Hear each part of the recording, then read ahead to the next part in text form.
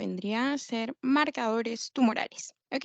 Esta es una sesión bastante práctica, bastante dinámica, porque les he agregado bastante material de memotecnias y de figuritas, de modo que se les haga bastante visual la presentación y de ese modo como que vayan relacionando las imágenes. ¿Por qué? Eh, Porque si bien es cierto, los marcadores tumorales son de ayuda diagnóstica, esto no nos va a decir, sí, este paciente tiene cáncer. Recordemos que para poder llegar a un diagnóstico es necesario nosotros haber recolectado y haber exhaustivamente realizado una historia clínica en la cual nosotros pues tengamos los antecedentes del paciente, antecedentes fisiológicos, patológicos, así como también antecedentes familiares del paciente. Entonces, como ustedes sabrán y estarán viendo en oncología, hay determinados tipos de cáncer que tienen un riesgo de, pues, del factor genético, ¿no? No todos los cánceres tienen el factor genético, no todos tienen así tan marcado ni predominante el factor hereditario, ¿no? Ok, entonces recordemos que la exposición al medio, antecedentes hereditarios, el estilo de vida, son factores que ustedes tienen que recabar en el paciente justamente para poder establecer un diagnóstico. No simplemente porque un marcador sale elevado, eso va a significar de que, uy, no, el paciente tiene cáncer. Y ahora vamos a ver por qué y se los voy a complementar con un artículo que cuando yo estaba llevando el laboratorio clínico me pareció bastante entendible y también bastante beneficioso en mi conocimiento, pues para yo poder completar algunos datos, pues para que sea más entendible, ¿ok? Entonces vamos a darle, ¿ok? Lo primero que les estaba diciendo acerca de los marcadores tumorales es de que estos no me hacían un diagnóstico per se. ¿Por qué? Porque esto va a variar de acuerdo a la especificidad y la sensibilidad de esto. ¿A qué nos referíamos con sensibilidad y a qué nos referíamos con especificidad? En palabras sencillas decíamos la capacidad, con sensibilidad, la capacidad de determinar a las personas que tienen verdaderamente la enfermedad y la especificidad me decía aquellas personas que se encontraban sanas, es decir, aquellas personas que no padecían la enfermedad. Entonces, en palabras técnicas sería la capacidad de reconocimiento de personas verdaderamente enfermas y personas verdaderamente sanas, por otro lado. Ok, entonces, ¿para qué me va a servir esto? Pues de este modo, con el porcentaje de un 96%, 100%, sí, yo puedo tener como que una guía. Sin embargo, debo recordar de que no todos los tumores botan, bueno, en realidad ningún tumor, ningún marcador tumoral es 100% sensible ni 100% específico. ¿Ok? ¿Por qué? Otro concepto que le vamos a dar la especificidad de manera dinámica va a ser la siguiente, de que si tú sabes dónde perdiste un objeto, tú, al momento de que lo busques, vas a ir hacia ese propio lugar a ir en busca de tu objeto, porque sabes dónde lo perdiste. De igual forma, cuando en nuestro organismo existe algún proceso patológico, les había comentado que nuestro organismo es tan sabio que va a presentar la liberación de marcadores que van a ser denominados como señales de ayuda, para que nosotros lo entendamos de esa forma. ¿Por qué? Porque una señal de ayuda a la interpretación, ya sea de un hemograma o de cualquier otro fluido, pues me va a decir, por parte del médico, va a decir, acá hay un valor alterado, entonces yo puedo buscar en tal zona, puede tener afectación de esta zona, de esta área, ok. Pero ¿qué es lo que pasa? De que los marcadores tumorales no solamente van a estar elevados en procesos patológicos, sino que también van a estar elevados en procesos benignos. Y eso es algo que tiene que quedar muy claro, como por ejemplo la beta-HCG. ¿Ustedes recuerdan en qué momento se elevaba esta? Porque creo que ya tuvieron la teoría, pero bueno, si no tuvieron la teoría, ustedes ya sabrán que esta es bastante indicativa y positiva en embarazo, ¿no? Es bastante confirmatoria. Entonces, ¿esto qué significa? De que el embarazo entonces será un proceso cancerígeno o será un proceso de malignidad. ¿Cómo lo consideran ustedes? ¿Sí o no? Vamos, sin miedo. ¿Ustedes fueron el cáncer de sus mamás? ¿O yo fui el cáncer de mi mamá? ¿Cómo lo consideran? Vamos, chicos, participen. ¿Sí? ¿No? No, Ok, muy bien, gracias, Jacqueline. No, exactamente. Nosotros no fuimos como que el cáncer así de manera más práctica para decirlo. Nosotros no fuimos el cáncer. Si bien es cierto, sí, el embarazo es un proceso en el cual existe un proceso también de hipersensibilidad. ¿Por qué? Porque está ingresando está desarrollándose un nuevo ser dentro de nuestra mamá, porque tiene parte de papá, parte de mamá, o sea que papá participa como un antígeno ante nuestro organismo, que vendría a ser justamente algo extraño, algo ajeno, ante lo cual al estar insertándose en la cavidad uterina de la madre, pues el organismo, ¿qué es lo que va a pasar? Pues va a decir, algo está cambiando dentro de mí, ¿no? Sí, pero eso no significa de que está ocurriendo un proceso patológico maligno, sino más bien estaría catalogado el embarazo como un proceso benigno. Y de ese modo, al igual, hay muchos otros procesos que no necesariamente significan de que algo malo está pasando, pero eso sería por un lado. Entonces, tenemos el concepto de que no toda la elevación de marcadores tumorales significa de que hay un proceso patológico maligno. Número uno. Número dos, si hay elevación de un marcador tumoral, eso no significa de que solamente va a andar mal un órgano en específico. Como por ejemplo, pueden haber algunos marcadores que no solamente se van a elevar en el cáncer de esófago o en el cáncer de hígado o en el cáncer de ovario, sino que van a ver de que estos marcadores se pueden repetir muchas veces en múltiples otros lugares. Entonces, yo a eso me refería, que les decía, cuando les decía de que cuando ustedes pierden algo, saben dónde buscarlo. Ya, eso debería ser lo ideal, ¿no? Pero no ocurre eso.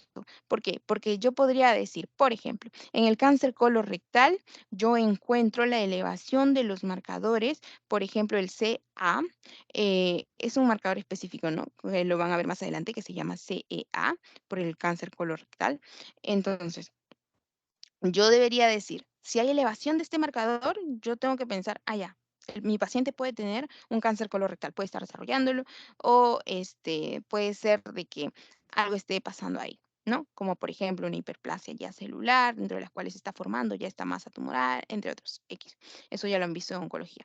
Entonces, pero ¿qué es lo que pasa? De que este CA no únicamente se va a elevar en un cáncer colorectal, sino que hay múltiples otras patologías que también pueden elevar este marcador, ¿ok? Entonces, hasta ahorita esas dos cosas. Muy bien, ahora, em, entonces, esto de aquí lo vamos a resumir más adelante. Aquí está como que un poco confuso, entonces vamos dando como que las palabras em, ¿cómo se llaman estas palabras? De motivación, en decirles de que es necesario que se aprendan así todos los dígitos, todas las siglas. En realidad, son los que se utilizan en nuestro país, son muy pocos. Son alrededor como que de 10, de 12, los que son utilizados en nuestro país. No son muchos y les voy a dar algunas memotecnias para que los recuerden más fácilmente. Ok, vamos con el tercer punto que teníamos que ver el día de hoy, que vendría a ser el hecho de qué son estos. Katy, ¿son una molécula, son una partícula, son glucoproteínas, son proteínas simplemente o ya están glicadas o qué son en realidad? Vamos a ponerle simplemente el término de sustancia, ¿ok? ¿Por qué? Porque hay algunas que son glucoproteínas, hay algunas que son serinproteínas, hay unas con un mayor peso molecular y son determinadas como glucoproteína de alto peso molecular, hay otras que tienen un bajo peso molecular, hay otras que son mucinas, hay otras que son glucolípidos, entonces simplemente digamos como sustancias, ¿ok? Con propiedades bioquímicas, sí, sí tienen propiedades bioquímicas, como las vamos a ver más adelante, ¿ok? Y esto es importante y acá está como que un resumen. En realidad esta lámina ya está resumiendo todas las 30 láminas que siguen, que en realidad son dibujitos. ¿Por qué? Porque aquí también nos habla, uno, de qué son. Dos, la localización de estas. ¿Quién las produciría? ¿Ok? Porque hay, más adelante les pongo tres preguntas importantes. ¿Qué vendría a ser? ¿Qué son? ¿Cuándo se producen? ¿Y dónde se producen? Y en esta lámina también lo resume. Porque ya hemos hablado un poquito de qué son, pero más adelante vamos a dar como que una definición más exacta. ¿Cuándo se producen? Ante procesos, ya sabemos que procesos tumorales, que pueden ser también procesos no únicamente patológicos, sino también pueden ser procesos no patológicos. ¿Cómo lo vamos a ver más adelante? Es decir, que no en todo proceso maligno, sino también en procesos benignos. Como un proceso benigno así facilísimo que se me viene a la cabeza. Hiperplasia de próstata, ¿no? Y ustedes saben que se llama el HPV y por algo tiene el B, de benigno, hiperplasia benigna de próstata, ¿no? porque solamente hablamos de un proceso de hiperplasia. Cuando ya hablamos de un proceso maligno, es cuando al examen físico ya se encuentra una próstata pétrea, dura, ya bien consolidada y sólida, ¿no? Entonces te dicen, ¿qué es esto? ¿Una piedra o una próstata? ¿Ok? Listo. Eso significa de que hacemos hincapié en el examen físico, ¿no? Entonces, no todo es marcador tumoral. Ok. Es una ayuda diagnóstica, como lo vimos desde un inicio de las sesiones, de que son exámenes auxiliares. ¿Ok? Listo. Entonces, van a producirse por distintos tipos celulares. Por ejemplo, hay algunos que se van a producir en el epitelio celómico y otros que se van a producir por el sincitio tromboblasto, hay otros que se van a producir por el epitelio gastrointestinal, hay otros por el epitelio pulmonar. Entonces, de acuerdo a la clase de acuerdo a la clase de célula que lo produzca, pues va a ser, como decir, independiente de justamente de ante qué tipo nos encontramos, ¿no? Ok, listo.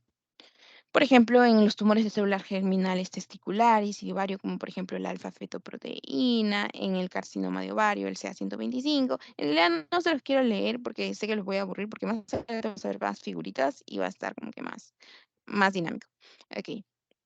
Y aquí las principales aplicaciones, ¿no?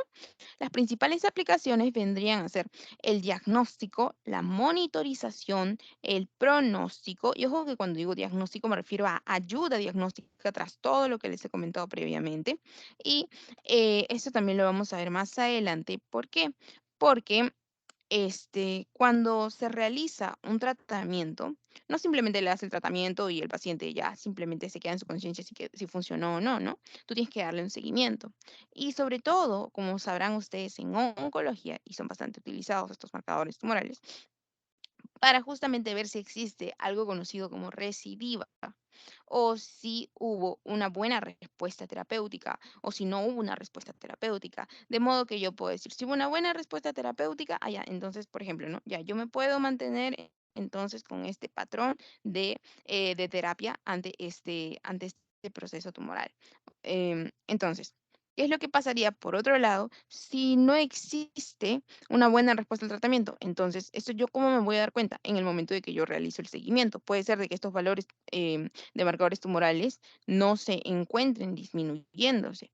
Entonces, yo podría decir que mi tratamiento no está haciendo efecto, ¿verdad? Ok.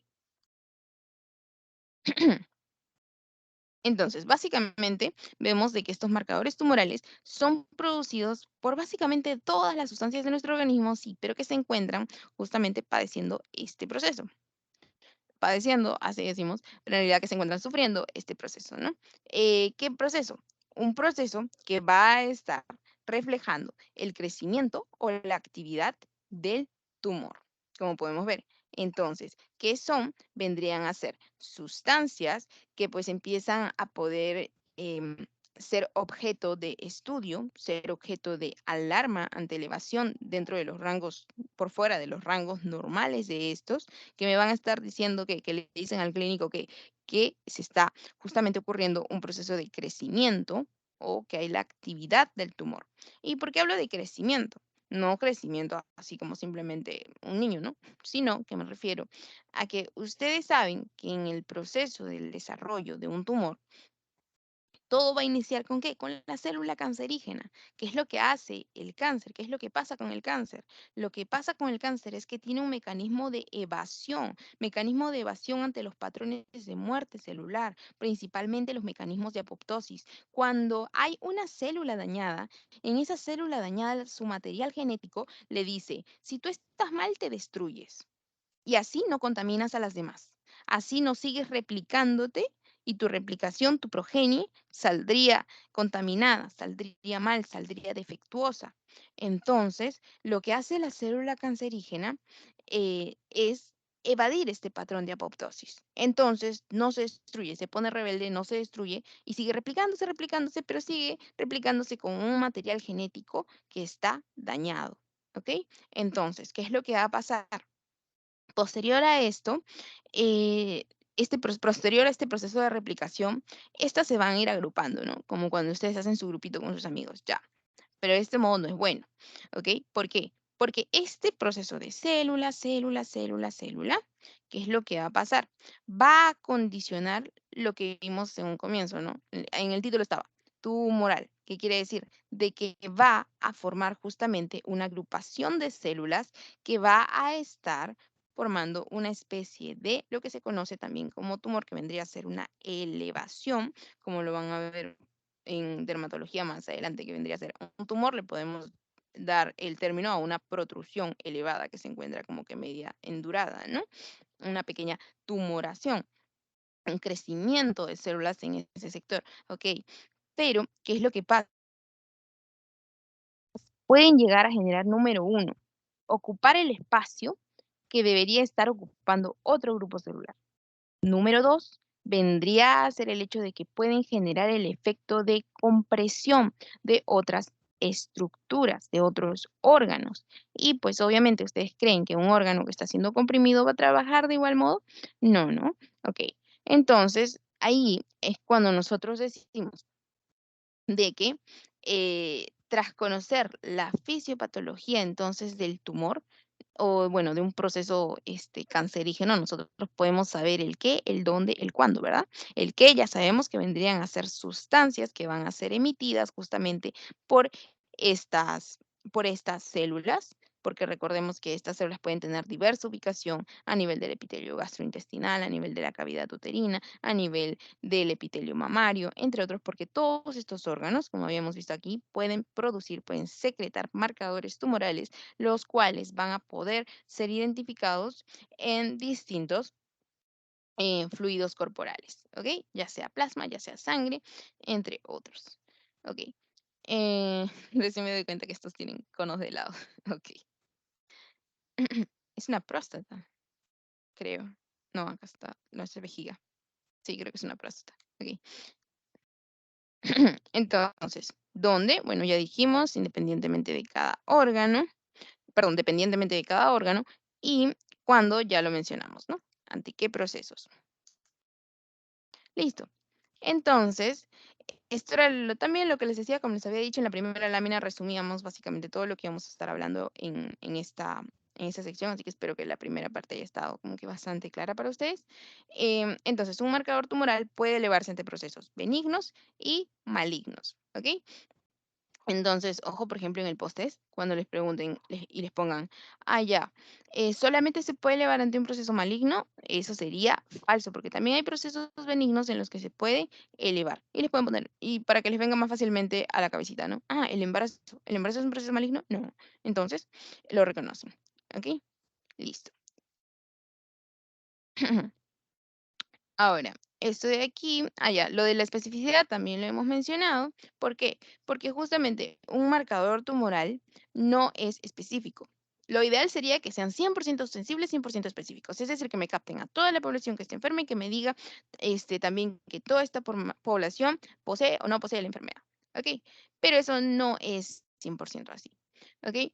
Van a haber distintas patologías, distintas condiciones que van a condicionar la elevación de estos marcadores tumorales. Entonces, cuando yo revisaba este tema, cuando llegaba al laboratorio decía, ok, existe elevación en tal, tal, tal, tal, tal, tal.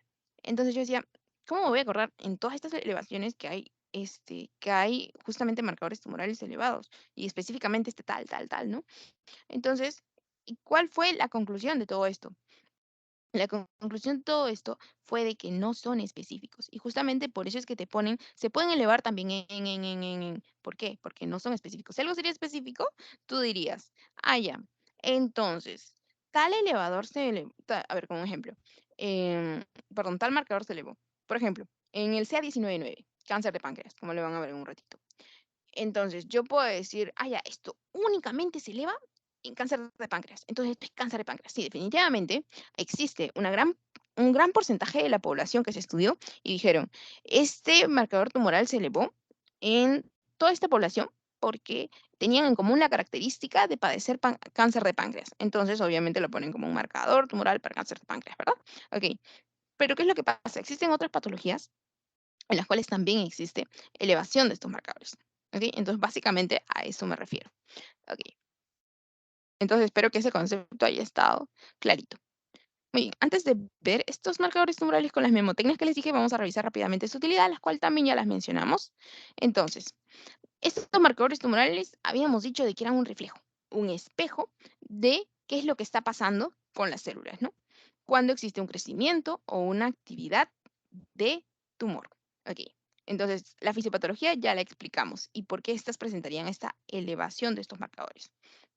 ¿Para qué me ayudarían? Me ayudarían entonces a establecer el pronóstico. ¿Por qué? Porque miren, aquí yo estoy realizando el seguimiento terapéutico a un paciente al cual yo estoy tratando con quimioterapia. O ustedes saben las distintas técnicas de, bueno, distintos métodos terapéuticos, en el caso de los oncólogos, que utilizan quimioterapia, radioterapia, método farmacológico, no farmacológico. Entonces, digamos que ya, simplemente quimioterapia. Están aplicándole a este paciente quimioterapia. Ok, entonces, van a ver de que estos podrían ser los marcadores tumorales que poseía el paciente, perdón, la elevación de los marcadores tumorales que poseía el paciente antes de que se inicie el tratamiento. ¿Ok? Entonces, el hito vendría a ser cuando se inicia el tratamiento, que vendría a ser la línea roja.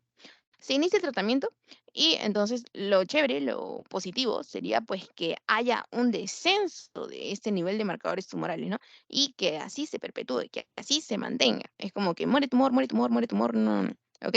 Listo. ¿Y eso qué me podría estar indicando? De que pues el tumor se podría estar haciendo chiquito, chiquito, chiquito, chiquito. Y si se hace más chiquito, chiquito, chiquito, chiquito, emite menos cantidad de marcadores tumorales. ¿Ok? Listo.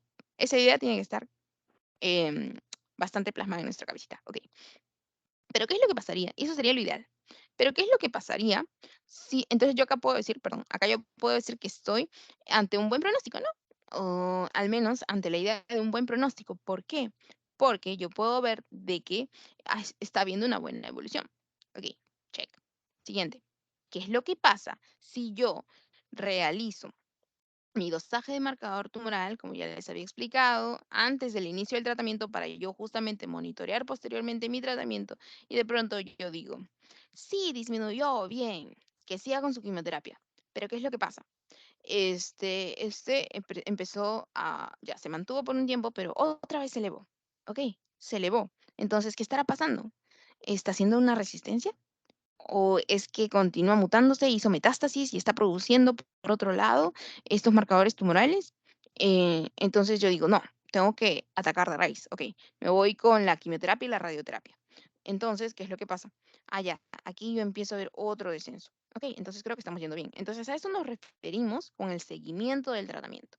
Ok, entonces yo puedo hablar del seguimiento, del pronóstico y también, como les mencioné en el ejemplo, comprobar la eficacia del tratamiento. Yo sé si mi tratamiento está yendo bien o si no está yendo tan bien.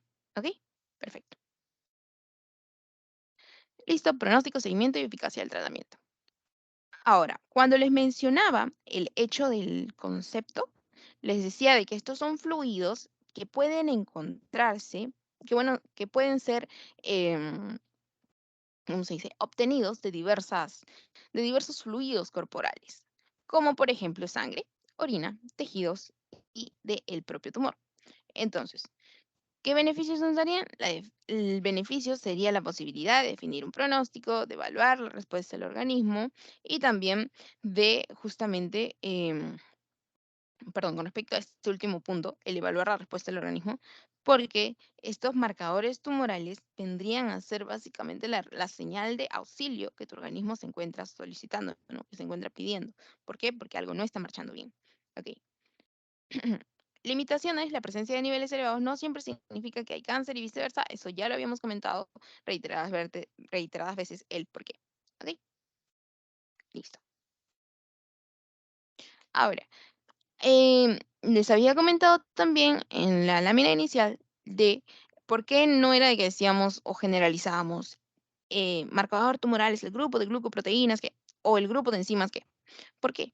Porque no solamente van a ser glucoproteínas, no solamente van a ser enzimas, como ya les había mencionado, hay algunos que van a formar parte de los antígenos oncofetales, como por ejemplo el CEA o el carcinoma embrionario, el antígeno carcinoma embrionario, o también la alfa-fetoproteína, que también lo vamos a ver más adelante, o gonadotropina coriónica humana más adelante. Entonces, ¿qué quiere decir esto? De que yo ya sé que es una sustancia, pero al momento de que realizan su participación pueden decir justamente a qué clase de grupo pertenecen, ¿no? ahí ya lo pueden denominar más. Si es una proteína sérica, si es una hormona, si es una enzima, una glucoproteína o un antígeno oncofetal. Resumen, no todas son glucoproteínas, no todas son hormonas, no todas son enzimas, ¿ok? Van a estar categorizadas como justamente nosotros los humanos. Es como que tal porción de la población tiene de 20 a 25 años, tal porción de la población tiene de 30 a 60 años, ejemplo, ¿ok? Van a pertenecer a un grupo diferente. Esto es de acuerdo justamente a su origen. Ok, entonces, como ya les había comentado, existen características que me van a decir que estoy ante un marcador tumoral ideal. ¿Qué quiere decir esto?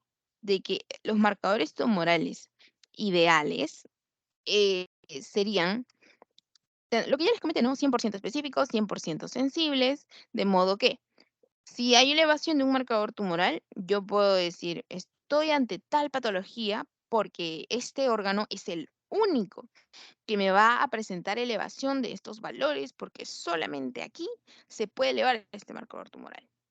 Pero les pregunto, los marcadores, hasta ahorita lo que hemos comentado, ¿los marcadores tumorales son 100% específicos? ¿Sí o no? No.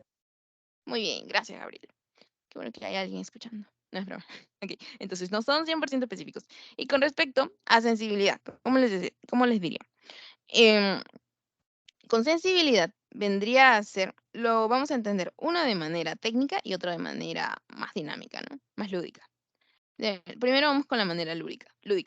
La manera lúdica sería cuando le dicen a alguien, oye, qué sensible eres para llorando, ¿no? Sí, sé que en realidad ese no es el término, pero les dicen, no, pues qué sensible eres, ya te ofendiste, estás llorando, esto y lo otro. Y en realidad debería ser así, por un lado, ¿no? Que si hay algo mínimo que está afectando a nuestro organismo, que envíe una señal de ayuda, porque eso me va a justamente ayudar a mí a yo poder decir, algo está pasando. Pero si un órgano es recio, resistente, como el hígado, que tiene que estar un 90% de afectación para que recién empiece a decir, si estoy malito, ¿no? O emita una señal de ayuda, entonces, justamente, em, yo preferiría de que me toquen y llore antes de que yo esté recién hasta las patas y ahí recién decir, sí, necesito ayuda. ¿Ok? ¿Por qué? Porque en el primer caso yo puedo actuar, pero en el segundo caso sí puedo actuar, pero en una primera situación, en un primer caso, en un primer momento, hubiera sido mucho mejor esa actuación, hubiera sido mucho más útil esa actuación y me hubiera evitado probablemente múltiples otros daños. ¿Ok? Y el término técnico, cuando habíamos hablado de sensibilidad, habíamos hablado de que me captaba toda, era la capacidad justamente de de este método de captarme a toda la población que presenta la patología. Pero ¿qué es lo que pasa? Han existido personas que a pesar de tener un proceso patológico tumoral, no han presentado elevación de estos marcadores tumorales. ¿Ok? Entonces, hay personas que pueden presentar la elevación de estos marcadores tumorales como hay otras personas que no pueden presentar elevación de estos marcadores tumorales. ¿Ok? Listo. A ver, ¿qué otro caso ideal sería? Otro caso ideal, perdón, otra característica ideal sería de que la concentración proporcional a la masa tumoral sea, sea, por ejemplo, a una mayor cantidad de, de tumor, es decir, a una mayor cantidad de agrupación de células tumorales que están formando ese tumor, es decir, mientras más grande el tumor, hay una mayor cantidad de marcador tumoral. Es decir, como que eh, más grande el sismo, más grande la destrucción, ¿no? Ya. Pero no en todas las personas, como les había comentado, se manifiesta de esa forma. No todas las personas que presentan un gran tumor presentan grandes elevaciones de los marcadores tumorales. Como les había comentado, hay algunos que ni siquiera presentan esta elevación, ¿ok? Pero eso sería lo ideal, porque así yo sé, como les había comentado, en el seguimiento yo puedo decir, sí, se está haciendo chiquito, chiquito, chiquito, chiquito. ¿No? Como que sí, está funcionando la quimioterapia, o está funcionando la radioterapia, o está funcionando la quimio y radioterapia. Ok, ¿cuál sería otro marcador ideal? Otro marcador ideal sería de que tengan una vida media corta para poder valorar la respuesta al tratamiento. ¿Por qué? Porque si yo estoy dando un tratamiento, pues me conviene de que haya una correcta absorción en un tiempo idóneo, adecuado. ¿Para qué? para que yo pueda decir, por ejemplo, si yo empiezo a dar otro medicamento, sea verdaderamente la acción de ese medicamento, de ese fármaco, y no en realidad la anterior actividad del fármaco que aún se está perpetuando, sino que en realidad sea la verdadera actividad por el principio activo que yo le estoy dando. ¿Ok? ¿Qué otro, qué otra característica ideal tendría? Que sea fácilmente accesible y medible. ¿Qué quiere decir esto? De que, ¿qué prefieren ustedes? ¿Contactar un Uber o, por ejemplo, contactar una limusina? ¿Cuál se va a tardar más en conseguir? Obviamente va a tardarse más la limusina, ¿no?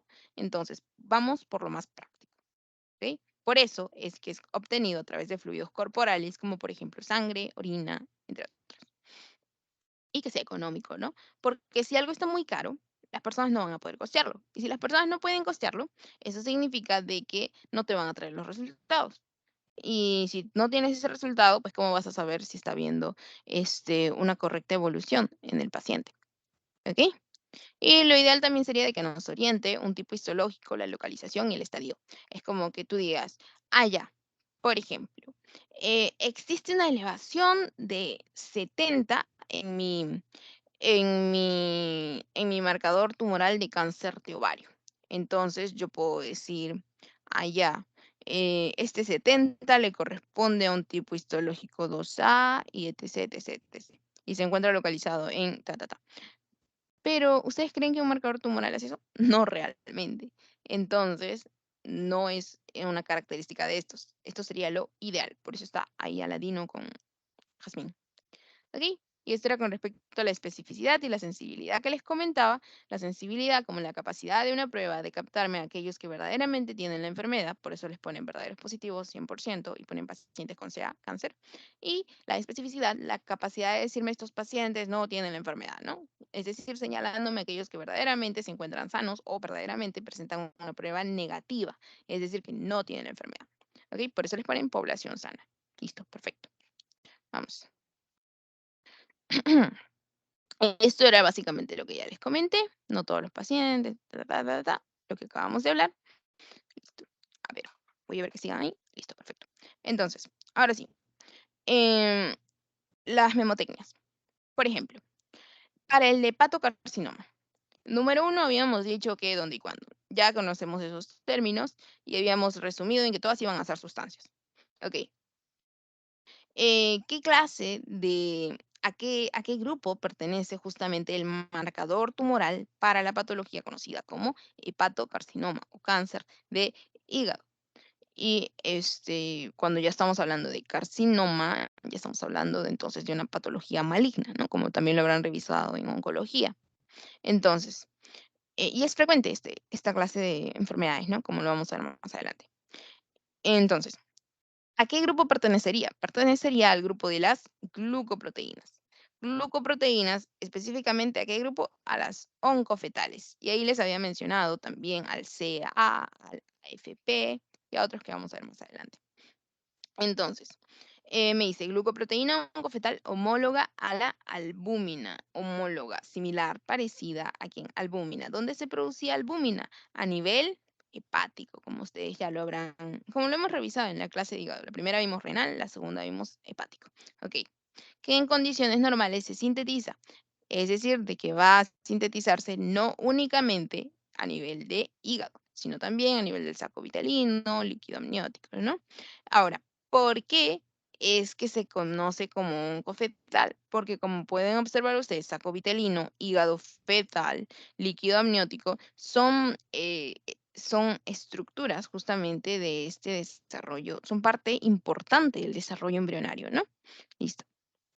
Que con el tiempo van justamente transformándose o van desapareciendo algunas, ¿no? Listo. Entonces, la memotecnia, ¿cómo recordamos AFP o alfa-fetoproteína por sus siglas AFP? Esta se va a recordar de la siguiente forma. Vemos el hígado, que se encuentra ahí en su cavidad normal, debajo de, bueno, en el hipocondrio derecho. Listo. Ok. Entonces lo encontramos en el hipocondrio derecho, pero si le damos una vueltita al hígado y lo hacemos como que más paralelo, lo paramos y vamos a ver de que lo tenemos así, ¿verdad? Ya, aquí ya está, como que parado, okey. Y si hacemos como que tratamos de hacer un trazo al hígado, vemos que forma una A. Y luego, si hacemos como que el trazo solamente de manera de esta forma, vamos a ver de que al hacer estos trazos también le podemos dar la forma de una F, ¿no? Si cerramos toda nuestra línea roja tenemos una A, si cerramos nuestra línea de esta forma tenemos que una F, y esta F si le cerramos más, vamos a ver como que una P. Entonces, básicamente es como que una forma de recordar de que, FP, como cuando las porristas en las películas hacen, FP, ya, okey, de esa forma. Entonces, alfa fetoproteína, ya sabemos por qué y su relación con cuál, okey. Ahora, el segundo, que también ha sido bastante, mencionado, vendría a ser el cáncer de próstata. Perdón, el cáncer de páncreas, por la P, me confundí. Cáncer de páncreas. El cáncer de páncreas con su marcador tumoral que vendría a ser el CA19-9. ¿Ok? Este verdecito estaría simulando el conducto biliar. Y aquí es básicamente están jugando con el páncreas, de modo que están formando un 19 y un 9. ¿Ok? Este vendría a ser el páncreas, la cabeza del páncreas, el cuerpo del páncreas, la cola del páncreas, y aquí está justamente el conducto biliar. ¿Ok? Entonces, ¿a qué grupo pertenece esto? A la glucoproteína. Y esto, aquí un poco de historia, lo que les comentaba, ¿no? ¿Qué es lo que vieron los científicos o quienes estudiaban esto? Que se elevaba en el suero de los pacientes que presentaban tumores pancreáticos. Entonces dijeron, este entonces es un marcador tumoral para cáncer de páncreas, pero como les había comentado, no en todos los pacientes esto seguía el mismo rubro, ¿no? No en todos se elevaba, ¿ok? Sea 19,9, cáncer de páncreas, ¿ok? Listo. La siguiente hemotecnia sería el CA15.3, en el cual vamos a hacerlo más chistoso y vemos que este 3 lo convertimos en senos y de este modo vemos de que les pusieron un piercing a cada uno, una estrella de 5 puntos y aquí un piercing lineal, ¿ok? Y entonces vieron de que quien inventó esta hemotecnia, por eso digo, vieron, no los científicos, olvídenlo, em, hacen como que la memotecnia de un 15.3. A algunos les ayuda, a mí me ayudó. Es como que ver la forma más práctica, más chistosa. ¿Y qué es esto? Vendría a ser justamente la glucoproteína de alto peso molecular y se va a usar principalmente para el control del tratamiento del cáncer de mama. ¿Ven? Por eso era más sencillo simplemente recordar el marcador y el nombre. Pero bueno, ahí les voy dando datitos. Ya, y la estrellita era porque tiene 5 puntos, entonces 15, 5 puntas. Entonces 15.3, punto 3, por eso el punto. Ok, ya. En el cáncer de ovario, aquí formando un dinosaurio, o lo que sea esto, ven de que justamente el 25 estaría dando en los ovarios de esta persona de sexo femenino. Ok, entonces, ¿de dónde saldría esto? Justamente les había comentado de que en tumores ováricos, epiteliales o epitelio celómico. Lo que les había comentado previamente también, glucoproteína de alto peso molecular. Ok, entonces, la utilidad que les damos a estos vendrían a ser para tamizaje o cribado, que en realidad no está tan indicado, ¿ok? ¿Por qué? Porque no se recomienda, como que es como que va a depender o está indicado en pacientes que tienen más que todo algún factor de riesgo o factor hereditario o algún antecedente o dependiendo de la raza. Recordemos que hay algunas patologías que van a justamente ir en relación a la raza, como por ejemplo hipertensión arterial, es bastante mencionado, así como también habíamos visto en ciertas patologías, ¿no? Como por ejemplo en el lupus eritematoso sistémico. Y así existen múltiples patologías que están ligadas justamente a la raza o las cuales influyen la raza, la etnia, el género, bastante en estas, ¿no? Entonces hay también indicadores de cuándo se debe solicitar estos. De otro modo no nos serían útiles. Y el grupo etario. Va a depender también el grupo etario, como lo vamos a ver más adelante, es importante también en el caso de eh, el cáncer de próstata, ¿no? Para justamente conocer los valores, el rango de valores en el que debería estar el antígeno prostático específico en una persona mayor ya de 50 años o mayor de 40 años, yo tengo que saber primero de que este marcador tumoral va a elevarse de acuerdo al rango etario de la persona, de 40 a 50, 50 a 60, 60 a 70, va a presentar una elevación de acuerdo a estos. ¿Ok? El siguiente, el antígeno prostático específico. Este vendría a ser el marcador más ampliamente utilizado en el cáncer de próstata, también como les había comentado, y se trata de una glucoproteína producida por el epitelio secretor prostático normal, pero así también maligno. Recordemos que esto también es útil en casos, por ejemplo, de hiperplasia prostática benigna, para justamente no directamente irnos al... Creo que por acá, para explicárselo mejor, sí, acá lo tengo. Entonces, em, justamente con lo que les comentaba, ¿no? Para nosotros conocer un poco acerca de si este paciente podría estar desarrollando un proceso neoplásico de acuerdo a marcadores tumorales, no únicamente vamos a poder saberlo o sacarlo, es como que existen otros métodos previos, ¿no? Como lo vamos a ver más adelante, que vendría a ser justamente esta gráfica que le he puesto en el margen superior derecho y es bastante indicativa. Número uno, como se los voy a poner más adelante también, existen valores, hay rangos normales para estos marcadores tumorales. Entonces, por ejemplo, los valores normales del PSA, si no me equivoco, van de 0,1 a 4 nanogramos por mililitro. Entonces, ¿eso qué quiere decir? Acá está. Eso significaría, y esto justamente, estos rangos fueron determinados para que no toda persona vaya a biopsia, para que no de frente se le realice un proceso tan invasivo como la biopsia, sino que vendría a ser el extraer un pedacito del órgano, en este caso la próstata, ¿no? Sino que primero existan ciertos marcadores que yo pueda ir utilizando y luego ya señalando si se va o no a una biopsia prostática para ya hacer un diagnóstico específico. Porque recordemos que en cáncer el diagnóstico biopsia. Ok. Entonces, si está de 0,4, yo voy a decir, si esto se encuentra dentro de los valores normales, ¿para qué yo iría entonces a hacer biopsia si estos valores están dentro del rango normal? Ok, pero hay un segundo marcador importante que me va a servir en el caso de que yo quiera determinar si estoy ante un cáncer de próstata o no, que vendría a ser el PSA libre sobre el total. Estos dos van a ser muy importantes. ¿Por qué? Porque pacientes que presentan un PCA libre sobre el total que está elevado, va a estar normal. Pero un paciente que se encuentra con un PCA libre sobre el total disminuido, va a tener que pasar a biopsia prostática. ¿Por qué? Justamente porque, como lo podemos ver aquí, porque estos valores de 4 a 10 ya me estarían siendo un sinónimo de que estos valores no están tan normales, porque lo normal es de 0 a 4.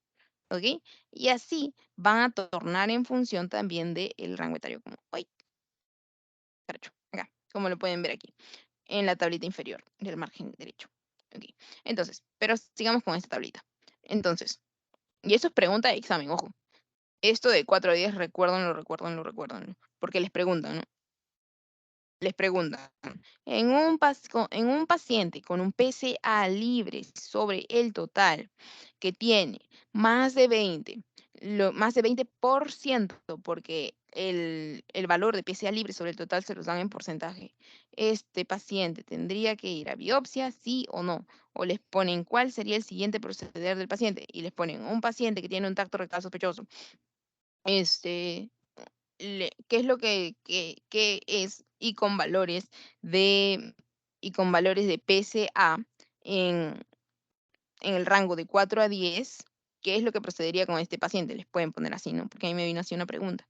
Entonces, por ejemplo, en ese tiempo mi respuesta fue porque también estaba en la opción en respuestas largas, en las cuales te decía, dosar PCA libre sobre el total, porque ustedes ya saben que esa es la indicación en el caso de que se encuentre en este rango de 4 a 10, dosar PCA libre sobre el total, y la respuesta seguía, y si se encuentra de tanto en tanto, ya, y si se encuentra de en un rango menor de 20%, seguiría una biopsia prostática, ¿no? Entonces, ese sería el estudio que seguiría en el caso de encontrarse este valor por debajo del 20%. Entonces, ya sabemos de que por PSA libre y total es una forma de llegar al diagnóstico de biopsia prostática. ¿Ok? ¿Por qué? Porque esto sería un mayor indicador de que hay más probabilidades que exista un cáncer de páncreas. Y eso es con respecto a, por lo del 20%, es con respecto al PSA libre sobre el total. Pero los valores que les había estado comentando de que pueden variar, pueden fluctuar, de acuerdo a la edad, vendría a ser justamente el del antígeno prostático específico APE o PSA. ¿no? Que va a variar de acuerdo si la persona tiene 40, 49 años, de 50, 59 años, de 60, 69 años y así. Y si se han dado cuenta, la diferencia es en 1, 2.5, 3.5, 4.5, 6.5, ¿ok? En ese rango, ¿ok? Y otra forma de llegar a la biopsia prostática. Cuando yo digo que puedo ir a biopsia prostática, pues justamente ante un tacto rectal sospechoso. Si se encuentra una próstata, como ya se lo señalé en un inicio, pétrea, endurada. Ok, listo. Esto de aquí ya lo hemos mencionado, de que estos marcadores tumorales pues van a depender de dónde estos van a ser producidos, de acuerdo a qué epitelio, epitelio celómico, epitelio gastrointestinal, epitelio ovárico, epitelio mamario, ¿ok? Porque como pueden observar, también hay distintos casos en los cuales estos pueden elevarse, no solamente en situaciones neoplásicas, sino también en no neoplásicas. En las de origen, en las glicoproteínas de origen fetal, habíamos visto también la hemotecnia para esto era el caballo cosea, ¿no? Por el cáncer colorectal. Cosea es como que una pequeña patada que dan los caballos hacia atrás. Por el CEA, por eso cosea. ¿Ok? Eh, creo que se los pongo una imagen más adelante. Uy, no está mi caballito. Ya, bueno, no importa. Pero era el caballo cosea para esta hemotecnia. Listo. Entonces, justamente esto de aquí ya era lo que habíamos comentado acerca de que pueden ser producidos en el saco vitelino, en el hígado, intestinos fetales. Y eso es básicamente la producción de esta clase de glicoproteínas a nivel de órgano, ¿no? Básicamente para referirnos al término de que no es específico, ¿no? Sin embargo, hay algunos en los que presentan mayor elevación. Ya. Antígeno carcino embrionario, la gonadotrofina coriónica humana, también habíamos comentado, no, de esto no habíamos comentado. Entonces, eh, ¿a qué grupo pertenecen estos? A las glucoproteínas o glicoproteínas, lo mismo, compuesta por dos subunidades, alfa y beta, que se produce en condiciones normales, en donde, también les había comentado, en el sincicio trofoblasto de la placenta durante el proceso en el embarazo. Como lo van a ver más adelante en, en medicina legal. Por ejemplo, si quieren saber si esta persona se encontraba embarazada, le hacen una beta-HCG y dicen sí, presenta altos valores de beta-HCG, entonces dicen, ah, ya, sí, pudo haber estado ante un posible embarazo, estuvimos ante un posible embarazo, o depende también de las condiciones de la persona, ¿no? Porque como ustedes ya saben, no ante una única patología o ante un único estado, va a elevarse este. Ok. El siguiente, el CA-125, en el caso de cáncer de ovario, también lo habíamos visto en la figurita con el dinosaurio medio deforme y sus dos ovaritos. Okay. ¿A qué grupo pertenece esto? A una glucoproteína. Okay. ¿Qué va a hacer este? ¿De dónde va a ser este? Perdón, va a salir del epitelio celómico durante el desarrollo fetal. También, por eso habíamos dicho que no son específicas. Y va a elevarse en qué casos? Va a elevarse en casos de cáncer de epitelio ovárico. Por eso es simplemente más fácil recordarlo así, ¿no? Tal cual tal. Ok. Entonces, habíamos dicho de que era como que más sencillo recordarlo con un ejemplo también. Entonces, tengo una mujer, bueno, perdón, viene una mujer posmenopáusica con una masa pélvica palpable asintomática. ¿Ok? Tengo clínica, tengo una masa pélvica palpable asintomática. Y les voy a dar un dato más. Les voy a decir que esta mujer tiene antecedentes familiares de cáncer de ovario y hermana con antecedentes, perdón, y hermana con cáncer de mama. ¿Ok? Entonces, ustedes saben ya todo esto de las mutaciones del BRC o del BRCA 1, 2.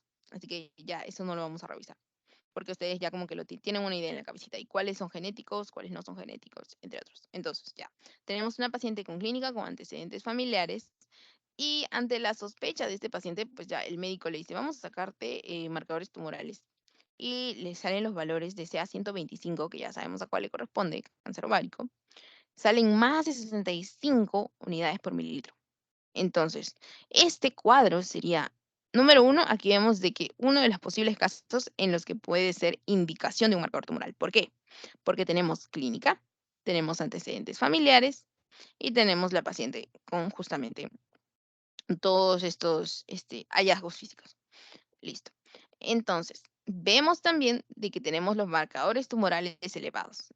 Entonces ya sabemos ante qué posible etiología podemos estar, ¿verdad? Porque si ya tenemos todo apuntando hacia, ya tenemos todo apuntando hacia un diagnóstico, pues entonces ya sabemos ante qué podemos estar, ¿verdad? Es como si todas las flechas te señalarían el camino. Ok. Ay, ¿por qué? Porque, por ejemplo, el, el CA, como lo podemos ver aquí, el CA 125 va a tener un valor predictivo positivo de un 98% para cáncer de ovario. Es bastante elevado. Listo. Ahora, ¿qué es lo que pasa? Perdón, están haciendo un poco de bulla al otro lado. Ok, entonces sigamos. Aquí los que les quería comentar, esto de aquí básicamente ya lo hemos visto acerca de la recurrencia de estos, o sea, tras la elevación de este marcador tumoral, nuevamente nosotros podemos indicar una recurrencia, por ejemplo, ¿no? Entonces eso también es importante, porque esto es parte de seguimiento, ¿ok? En el caso de CA199, tenemos, como ya habíamos comentado, tan, tan, tan, habíamos dicho que teníamos el conducto biliar que estaba formando un 1, el hígado, digo, el páncreas volteadito como un 9, y si le dábamos como que una replicación a este páncreas, teníamos otro 9, entonces tenemos un CA199, ¿no? Ya, esto que pertenece a una glicoproteína. ¿Cuándo va a ser útil? También ya habíamos dicho en cáncer de páncreas. Ok, el CA15.3, también ya lo habíamos mencionado, producido por quién? Por células glandulares mamarias. La hemotecnia también ya la sabíamos. Y también vemos de que este pertenece a la glucoproteína de alto peso molecular. ¿Ok? Principal aplicación, detección precoz de recidiva de cáncer de mama.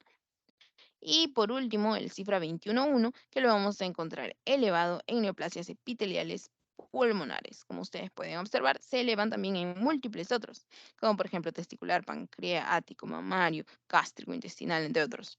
Pero vamos a ver de que en el pulmonar ha presentado un mayor porcentaje de positividad. ¿Ok? Entonces, por ello es que ¿cómo se dice? Lo infieren a eso. Ahora, esto es un resumen básicamente de lo que les había estado comentando y esta tablita ya se los puse. Y un segundito voy a dejar de compartir pantalla para poder compartirles esta otra, esta otra lámina que me pareció bastante interesante. Tun, tun, tun, aquí está. Listo. Eh, este artículo, que también si desean se los voy a pasar, es muy comprensible, es bastante comprensible. Y al último, es básicamente todo lo que hemos hablado. Hoy día básicamente les he resumido todo lo que está escrito en este artículo, que me ha parecido bastante interesante, bastante entendible acerca de dónde los encontramos, cuál es su utilidad, ante qué situaciones clínicas, como por ejemplo antecedentes familiares, ¿ven? Acerca de la clínica, la edad de los pacientes, lo cual es bastante determinante, acerca de los tipos, entre otros. Y por acá, y este fue el artículo que me gustó cuando yo estaba llevando el curso, pero este artículo, encontré una versión de este artículo ahora con un cuadrito. Y en este cuadrito ustedes van a poder observar el valor normal, van a poder observar ante qué casos, en qué otras neoplasias, ante qué patología benigna, ante qué patología maligna. Y también van a poder observar la utilidad en el seguimiento, ¿no? Como ustedes pueden observar aquí. Tan, tan, tan. Ahora, estos, el CEA, el del cáncer colorectal, el CA19-9, el de cáncer de páncreas, la alfa-fetoproteína en hepatocarcinoma, la beta-HCG, también lo habíamos visto que era bastante indicativo, por ejemplo, en embarazo, así como también en otros tumores de células germinales, el CA125, que lo vimos en cáncer de ovario, el CA15-3 en cáncer de mama, el PSA que vendría a ser en cáncer de próstata, los dos que no hemos visto vendría a ser los de tumores epidermoides y neuroectodérmicos, ¿no? Que vendría a ser el NSE y el SCC. No estaba mencionado dentro de los que le señalaba el doctor. Sin embargo, está incluidos en esta tablita y me ha parecido bastante interesante y de manera resumida, ¿no? Ok. Ahora, con respecto a esto, si sirven para el cribado, para el diagnóstico, ¿no? Es bastante relativo y va a depender también a lo que les comentaba en un inicio. Recordemos de que no todo, como decir, como dicen, no todo lo que brilla es oro, ¿no? Ya, ok. De ese modo, nosotros decimos de que nosotros necesitamos más de una sola condición para yo poder decir, sí, esto es cáncer, ¿no? ¿Por qué? Porque hay múltiples otras patologías en las que estas pueden presentar elevación. Entonces, por eso hay indicaciones, es más, como por ejemplo lo de los antecedentes familiares, la clínica, y como van a ver más adelante, ¿no? También el hecho de que simplemente si un paciente viene con una disminución del peso corporal por arriba del 10% en un mes, y también viene con astenia, y también viene con múltiples otras patologías, eso no siempre va a significar, hey, esto es cáncer. Sí, es muy indicativo de cáncer, pero no siempre va a ser así. Ok, entonces esta tablita es bastante resumida y aparte, en la última parte del documento que les había enviado, como ustedes ya lo habrán podido revisar, acá está. Tan, tan, les pongo los valores de PSA. ¿Ok? Perdón, les pongo los valores de marcadores tumorales, como ya habíamos dicho, del PSA de 0,1 a 4, eso era lo normal. Dentro de los cuales decíamos, allá estamos dentro de este rango normal. Del cáncer colorectal, que vendría a ser el CEA, que ya habíamos dicho a qué pertenecía a los antígenos oncofetales, la glucoproteína de antígeno oncofetal, y esto va a ser cuando los valores son por debajo de 20, están dentro de lo normal. Por arriba de 20 es un signo de alarma. El CA 125, como lo vimos en el caso, la paciente tenía en 75, si no me equivoco, les puse. Y resulta de que los valores normales deberían ser por debajo de 35. ¿Ok? En cáncer de mama, que vendría a ser el CA 15,3, valores normales debería ser por debajo de 35 también para ser normal. Entonces es como que para que recuerden, mama, ovario por debajo de 35. ¿Ok? En CA 19,9, cáncer de páncreas, vendría a ser lo normal por debajo de 40. La alfa-fetoproteína vendría a ser para hepatocarcinoma normal por debajo de 10. La beta-HCG, lo normal sería hasta 5. Y también está otro que es el cifra 21,1, ¿no? Para cáncer de pulmón. Esos son más frecuentes. Y está en la lectura también que les voy a mandar. Si ustedes desean revisarla rápidamente, van a decir, ah, sí, era un resumen de lo que hemos visto en la asesoría, básicamente. ¿Ok? Otro dato que les iba a dar. Creo que eso sería todo. Ok, chicos. Si tienen alguna duda, alguna pregunta, pueden ir pensándolo. Este material ya se los he pasado. Si les surge alguna duda, me pueden escribir por el grupo o también pueden levantar su manito. Voy a cortar la grabación. Espero de que